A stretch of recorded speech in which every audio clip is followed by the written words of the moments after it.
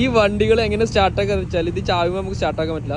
അപ്പോൾ നമ്മൾ ഒരു വണ്ടിക്ക് കയറ് കെട്ടിയിട്ട് വലിച്ചിട്ട് വേണം സ്റ്റാർട്ടാക്കാൻ. ആ ഒരു പരിപാടിയാണ് ഇപ്പോൾ ഇവിടെ നടന്നുകൊണ്ടിരിക്കുന്നത് കേട്ടോ.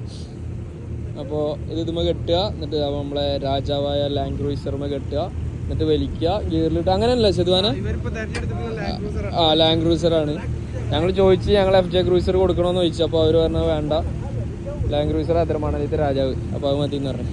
അപ്പോൾ നമുക്ക് ആ ഒരു പരിപാടി കണ്ടോക്കാം.